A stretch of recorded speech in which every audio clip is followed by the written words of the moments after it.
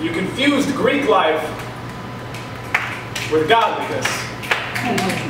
Believed that being king on campus made you Olympian, crown and cloud, just birthright for being boy, but you have always been a little more shot glass than shot, but haven't you?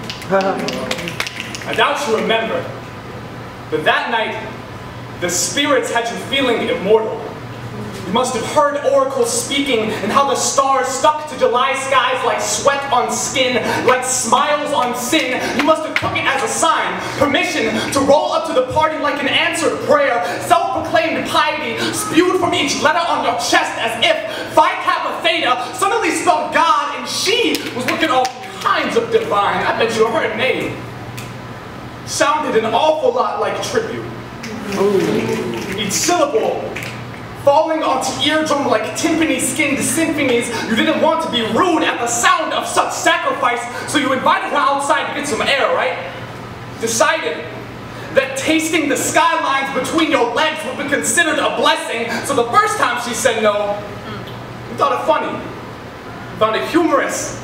She didn't know her bones were born to be broken into temples for your hubris. Mortals can be so foolish, so you just kept on pushing until she refused again, and by then, all you heard was blasphemy. How dare a lamb fight back on the altar it is bred for? So you locked the door, lightning, tap dancing between your knuckles, you shook like wrath, like storm tried to show her that thunder clapped so much louder than heartbeats. But there was no God in the room for her to pray to besides you. No Poseidon, just tidal wave. After all, who needs a halo to raise hellfire anyway? You may crash and burn, as vital as inhale, destruction as hush as exhale. When the waters receded next morning, did you dare look her in the eye? Grin at the Medusa you made of her, knowing her face would make skin shudder into stone. From that day forth, the whispers behind her back echo as victory hymns sing, brothers, look how man we be. Wow. How grit and gravel our blood runs, but tell me, who split the atom from Eve in the name of fraternity?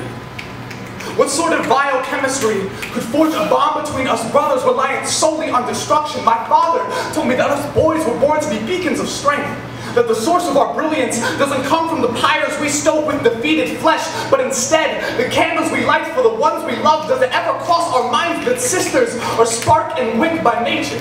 That they will never belong at our feet. We have stomped and left the whole world dark. Wow. Cracking our way into holiness has just cost the world its faith in men. So listen, you man-made kin of Zeus. How many times must you strike before realizing there will never be a heaven for gods like you?